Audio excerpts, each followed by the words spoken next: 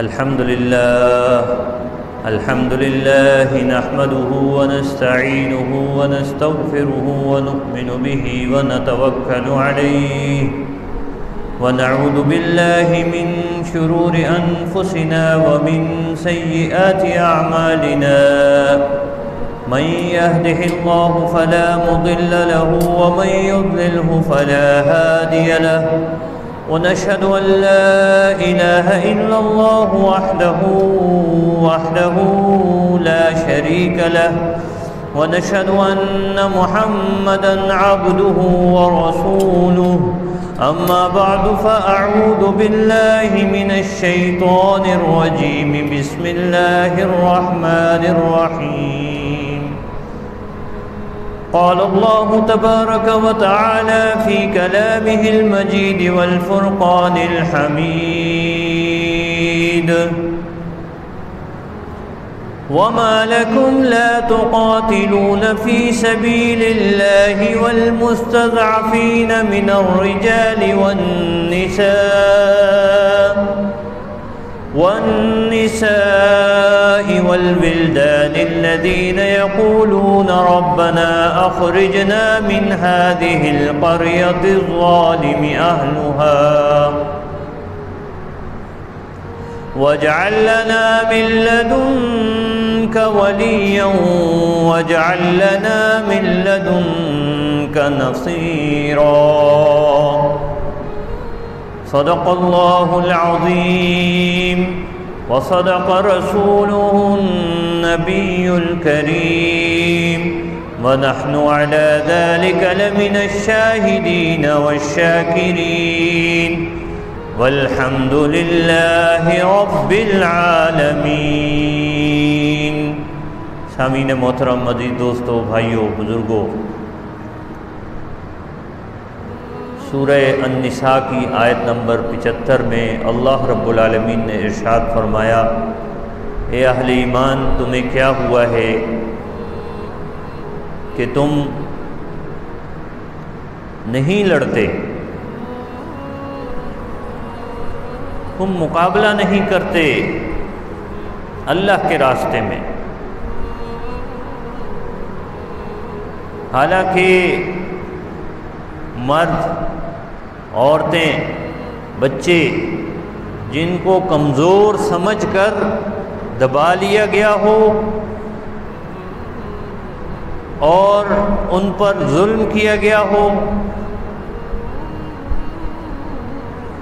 ان کے لیے زمین تنگ کر دی گئی ہو کہ وہ یہ کہنے پر مجبور ہو جائیں کہ ہمارے رب ہمیں اس زمین سے نکال کہ جس کے رہنے والے ظالم ہیں، اور وہ یہ دعا کریں کہ اے رب ہمارے لیے اپنی طرف سے کوئی حمایتی پیدا فرما، اے رب ہمارے لیے اپنی طرف سے کوئی مددگار پیدا فرما، مقرر فرما،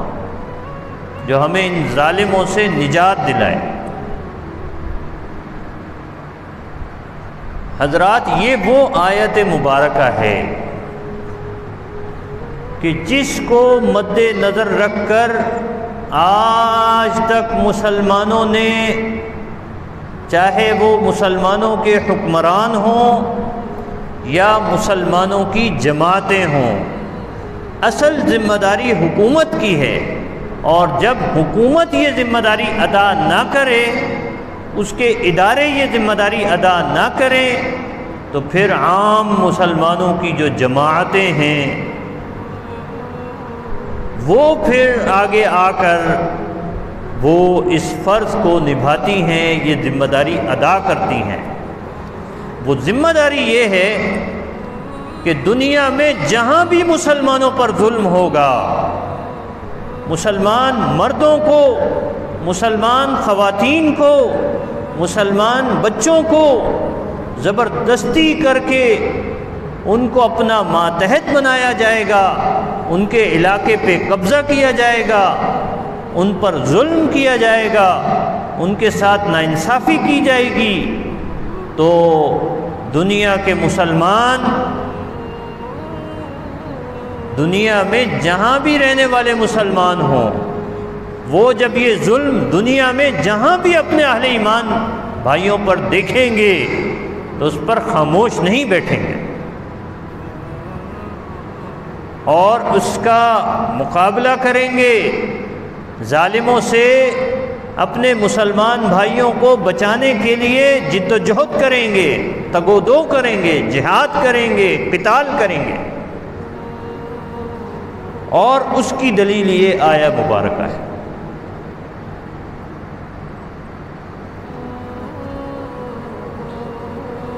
تو آج کے حالات پر بات کرنے سے پہلے میں آپ کے سامنے اپنی اسلامی تاریخ سے کچھ واقعات رکھنا چاہتا ہوں کہ اسلامی تاریخ میں ان آیات پر کیسے عمل ہوا۔ بے شمار مثالیں ہیں اس کی۔ مسلمانوں نے کبھی بھی اپنے مسلمان بھائیوں پر ظلم کو برداشت نہیں کیا، اہل ایمان کو کفار کے حوالے نہیں کیا، ظالموں کے حوالے نہیں کیا۔ یہ اسلامی تاریخ میں ایسی باتیں نہیں ملتی ہیں، اور یہ اسلام کی مسلمانوں کی کمزوری کی علامت ہوگی کہ اگر مسلمان ظلم کو برداشت کر لیں۔ دیکھیں جو مظلوم ہوتا ہے وہ تو برداشت ہی کرتا ہے، اس کے پاس تو کوئی دوسرا راستہ نہیں ہوتا، لیکن جس کے پاس طاقت ہو، جس کے پاس استطاعت ہو، جس کے پاس وسعت ہو، جن کے پاس ممالک ہوں، جن کے پاس حکومتیں ہوں، جن کے پاس اختیار ہو، جن کے پاس اقتدار ہو، جن کے پاس وسائل ہوں، جن کے پاس آلات حرب و ضرب ہوں، وہ مسلمانوں کو ایسے بے یار و مددگار نہیں چھوڑ سکتے۔ یہ سوال ہی پیدا نہیں ہوتا۔ اسلام اس کی اجازت نہیں دیتا،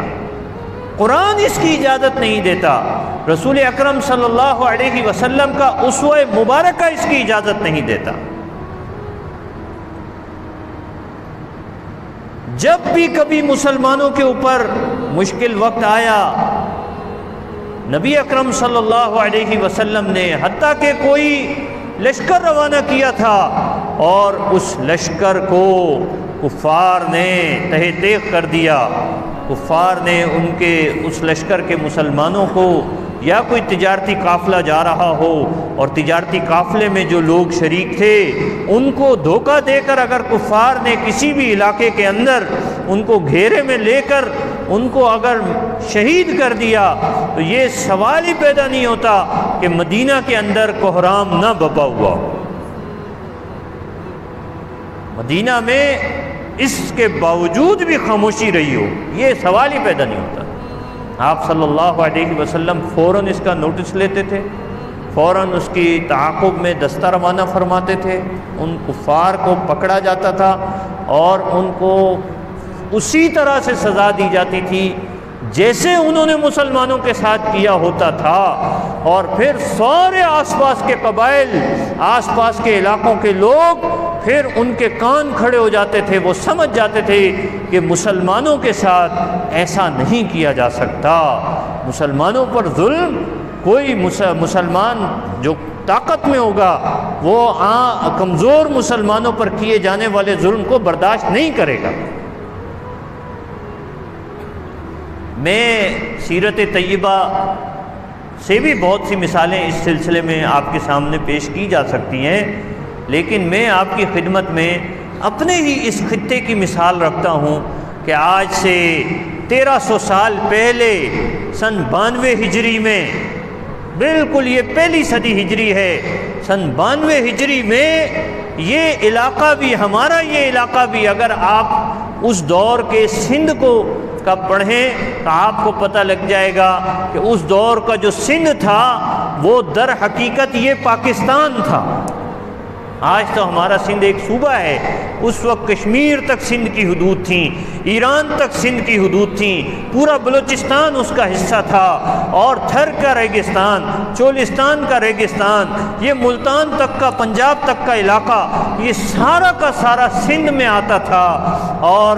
دوسرے لفظوں میں ہم یہ کہہ سکتے ہیں کہ جو تاریخی طور پہ ہمارے عرب مورخین نے بھی جس سندھ کا ذکر کیا ہے وہ آج کا پاکستان ہے۔ اور یہاں پر 43 سال تک ایک شخص نے، راجہ داہر نے، اس سے پہلے رائے خاندان کی حکومت تھی، رائے خاندان سے جو ہے وہ ان کے ایک ماتحت شخص نے، جو کہ بہت تیز تھا، چالاک تھا، برہمن تھا، ہندوؤں میں یہ اونچی ذات کہلائی جاتی ہے، اس نے کسی طریقے سے جو رائے خاندان کا جو سلسلہ چلا آ رہا تھا حکومتوں کا، اس شخص نے، اس کا نام چچ تھا، اس نے حکومت کے اوپر کسی طریقے سے قبضہ کر لیا، اور اس کے بعد اسی کا بیٹا، اس کے کچھ عرصے کے بعد، پہلے اس کا بھائی بنا، پھر اس کے بعد کوئی افراتفری رہی، تو پھر اس کا بیٹا، جو چچ کا بیٹا تھا، وہ راجہ داہر، وہ سندھ کا حکمران بنا، اور 43 سال تک اس نے سندھ کے اوپر حکومت کی، حتیٰ کہ پھر اس سے محمد بن قاسم ثقفی رحمۃ اللہ علیہ نے آ کر اس خطے کے اوپر حملہ کر کے اور یہاں سے اس کو بے دخل کر دیا، اور پھر آخر میں راجہ داہر کو قتل کر دیا گیا، اور اس خطے کے اندر اسلام کا پرچم لہرایا، اور یہ خطہ اسلام کی نور سے منور ہوا، اور اللہ کے فضل و کرم سے اس کے بعد سے آج تک الحمدللہ ہم لوگ اسلام پر، ہمارے آباء و اجداد نے اسلام قبول کیا، اور الحمدللہ ہم اسلام کے اوپر قائم ہیں، اسلام پر عمل پیرا ہیں، اسلام پر چل رہے ہیں۔ یہ تو ہم پر اللہ کا احسان ہے حضرت محمد بن قاسم ثقفی رحمۃ اللہ علیہ کا، کہ وہ اس علاقے میں آئے، انہوں نے آ کر یہاں پر حملہ کیا، راجہ داہر کی فوجوں کو شکست دی، راجہ داہر مارا گیا۔ اور ذرا سوچئے تو صحیح، سوال یہ پیدا ہوتا ہے کہ محمد بن قاسم ثقفی کیوں آئے یہاں پر، کیوں آئے اس خطے میں، انہوں نے حملہ کیوں کیا یہاں پر؟ کیا اس کے اسباب کہ صرف یہی تھے کہ مسلمانوں کو شوق تھا علاقے فتح کرنے کا، اور مسلمان بس فتوحات کرتے تھے، لوگوں کو اپنا غلام بناتے تھے، لوگوں کو اپنا ماتحت بناتے تھے، یا خدا نہ خواستہ لوگوں کو جب فتح کر لیتے علاقے تو ان کے اوپر ظلم کرتے تھے؟ ایسا ہرگز نہیں ہے، ایسا ہرگز نہیں ہے۔ آپ کو میں چند مثالیں عرض کرتا ہوں کہ کس طریقے سے یہاں پر کیا سبب کیا تھا کہ محمد بن قاسم ثقفی رحمۃ اللہ علیہ کو یہاں پر آ کر یہاں حملہ کرنا پڑا۔ اور یہ محمد بن قاسم ثقفی پہلے نہیں تھے جنہوں نے یہاں پہ حملہ کیا۔ پہلے تو یہ ذہن میں رکھیں، بلوچستان میں قلات کا علاقہ، یہ تو خلافت راشدہ میں ہی اسلام کی حدود میں داخل ہو گیا تھا، زمانہ خلافت راشدہ میں ہی۔ اور اس کے بارے میں مختلف روایات ہیں۔ حضرت عمر رضی اللہ عنہ کے زمانے میں بھی کچھ بحری مہمات ہوئیں، پھر حضرت عثمان بن عفان رضی اللہ تعالی عنہ کے زمانے میں اس علاقے کے اندر، یعنی بلوچستان میں جو قلات کا علاقہ ہے، اس علاقے میں مسلمانوں کی حکومت قائم ہو چکی تھی۔ تو راجہ داہر کے اگرچہ حدود میں یہ علاقہ بھی آتا تھا، لیکن مسلمانوں نے اس علاقے کو جو ہے وہ ایران فتح ہوا، ایران کے ساتھ ہی یہ بلوچستان کا علاقہ لگا ہوا تھا۔ تو کسریٰ کی حکومت جب ختم ہوئی، اس کے بعد مسلمانوں نے یہاں، حضرت عمر کے زمانے میں ایران مسلمانوں کے قبضے میں آیا، تو اس کے بعد مسلمانوں نے آگے بڑھتے رہے، مسلمان جہاں مقابلہ کرتے کرتے جانا پڑتا تھا چلے جاتے تھے، اور اپنی حکومت پھر قائم کر لیتے تھے وہاں پہ۔ تو اس طرح وہ بلوچستان تک آ گئے۔ بلوچستان کے ساتھ ہی متصل یہ علاقہ تھا پھر سندھ، جو خاص سندھ کہلاتا تھا۔ اور اس میں اس کا جو بڑا شہر تھا روہڑی اس کا بڑا شہر تھا، اس کو اروڑ کہا جاتا تھا۔ دیبل اس کا بڑا شہر تھا، جس طرح آج کراچی بڑا شہر ہے، اگرچہ اس وقت کراچی نہیں تھا۔ دیبل جو ہے یہ تقریباً کراچی اور ٹھٹا کے درمیان ایک علاقہ تھا۔ آج بھی اس کے کھنڈرات موجود ہیں۔ محمد بن قاسم ثقفی رحمۃ اللہ علیہ کی قائم کی ہوئی پہلی مسجد آج بھی ٹھٹا اور کراچی کے درمیان گھاروں کے قریب یہ کھنڈرات موجود ہیں، جہاں پہ آثار موجود ہیں، آثار قدیمہ، اور وہاں پہ محمد بن قاسم ثقفی رحمۃ اللہ علیہ کی قائم کردہ پہلی مسجد وہاں پر موجود ہے۔ آج بھی کوئی شخص جائے، بہت بڑی مسجد ہے، اس سے بھی بڑی جگہ ہے جو اس دور کے اندر حضرت محمد بن قاسم ثقفی رحمۃ اللہ علیہ نے مسجد قائم کی تھی۔ تو اس سے پہلے یعنی ایک بات تو یہ کہ بلوچستان کے علاقے میں مسلمانوں کی حکومت قائم ہو چکی تھی۔ دوسری بات یہ ہے کہ مسلمان تجارت پیشہ تھے، عرب جو تھے وہ تجارت پیشہ تھے، تجارت کی غرض سے وہ چین بھی گئے، تجارت کی غرض سے وہ مالدیپ میں، ہندوستان کے کئی علاقوں میں، ساحلی علاقوں میں، اور پھر یہ اس کے ساتھ ہی یہ مالدیپ اور جزائر سراندیپ لگتے ہیں، ان میں بھی مسلمان وہاں جا کر آباد ہو گئے تھے، مسلمان تاجر، عرب تاجر، اور وہاں اسلام کی دعوت پھیل رہی تھی انہی مسلمان تاجروں کے ذریعے سے۔ تو وہاں کسی عرب تاجر کا انتقال ہو گیا، وہاں کا جو راجہ تھا اس نے پھر خلیفہ کے ساتھ ہمدردی کرتے ہوئے وہاں جو خواتین تھیں، جو بچیاں تھیں، جو بچے تھے، ان کو وہاں سے لے کر اور ان کو وہاں پہ ایک جہاز کے اندر، بیری جہاز میں، بیری کشتی کے اندر بٹھا کر وہاں سے روانہ کیا۔ اور اس زمانے کے اندر یہ جو دیبل تھا جس کا میں نے ابھی تذکرہ کیا، یہ بندرگاہ تھی، بہت بڑی مشہور بندرگاہ تھی اس علاقے کی، اور بڑا شہر تھا اس کے ساتھ، جو اب کھنڈرات میں تبدیل ہو گئے، سمندر بھی پیچھے ہٹ گیا۔ تو بہرحال اس طرح ہوا کہ وہ جب وہاں سے گزر رہے تھے، یہ قبیلہ یربو کی خواتین تھیں، جب وہ یہاں پہ آ کے ٹھہرے تو جو یہاں کے لٹیرے تھے، اس علاقے کے جو لٹیرے تھے، انہوں نے اس کشتی کے اوپر قبضہ کر لیا، سارا مال لوٹ لیا، خواتین کو، بچوں کو، بچیوں کو، اور اگر کوئی بزرگ اس کے اندر موجود تھے ان سب کو پکڑ کر کے جو ہے نا قید کے اندر، راجہ داہر کا جو علاقہ تھا اس کے قید کے اندر، قید خانے میں جا کر ان کو بند کر دیا۔ تو قید خانے سے کسی طرح وہاں سے ایک خاتون نے بحرین میں اور عراق میں اس زمانے میں حکومت تھی حجاج بن یوسف ثقفی کی، جو حضرت محمد بن قاسم ثقفی کے چچا تھے، ان کو خط لکھا، کسی طریقے سے ان کو پیغام بھجوایا کہ اے حجاج بن یوسف، تمہارا ظلم تو بڑا مشہور ہے، لیکن آج دیکھو ہم پر ظلم ہوا اور ہمیں یہاں پر قید کر دیا گیا، ہمیں یہاں پر بند کر دیا گیا، تو ہماری فریاد کون سنے گا؟ حجاج بن یوسف نے جیسے ہی وہ خط پڑھا تو اس کی دینی غیرت جاگ اٹھی، اور اس نے فوری طور پر اس نے ایک مہم روانہ کی، وہ ناکام ہوئے، دوسری مہم روانہ کی، ناکام ہوئے، تیسری مہم روانہ کی، تو اس مہم کے اندر 3000 مسلمان جنگجو روانہ کیے، لیکن اتفاق دیکھیں کہ وہ بھی ناکام ہو گئے۔ یعنی اتنا یہاں پہ مسئلہ تھا۔ ایک تو انہوں نے مسلمانوں کی خواتین کو پکڑ کے قید میں بند کر دیا بلا وجہ، اور حجاج بن یوسف نے پہلے راجہ داہر کو خلیفہ کی اجازت سے ایک سفیر بھیجا، یہ جو 3 حملے ہوئے اس سے پہلے ایک سفیر بھیجا اور کہا کہ بھئی یہ ہمارے قیدی ہیں، ان کو آپ واپس کرو، ان کو آپ واپس کرو۔ تو اس نے بڑی لاپرواہی سے کہا کہ یہ میرا ان کے اوپر بس نہیں چلتا، یہ میں ان کو نہیں روک سکتا۔ اس نے کوئی جواب نہیں دیا، کوئی پراپر رسپانس نہیں دیا، حالانکہ وہ تو یہاں کا حکمران تھا، یہاں کا اس کا اختیار تھا، اور قید خانے میں اگر بند تھے وہ، تو اس کا مطلب ہے کہ وہ تو راجہ داہر کی مرضی سے یہ سارا کچھ ہوا تھا، لیکن وہ دھوکہ دیتا رہا، حجاج بن یوسف کو دھوکہ دیتا رہا، دھوکہ دے کر اس نے یہ کام کیا۔ بہرحال مسلمانوں نے بھی بالآخر حجاج بن یوسف نے، جب وہ سفارت ناکام ہو گئی پھر 3 حملے بھی ناکام ہو گئے، تو پھر اس نے خلیفہ کے ساتھ مشورہ کیا اور اپنے چچا زاد بیٹے،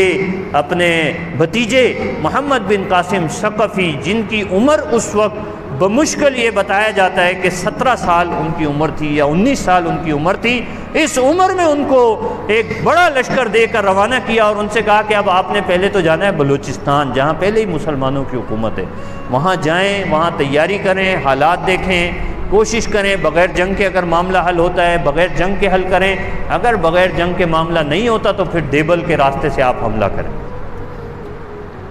تو اس طرح سے محمد بن قاسم ثقفی رحمۃ اللہ علیہ نے 92 ہجری میں 712 عیسوی میں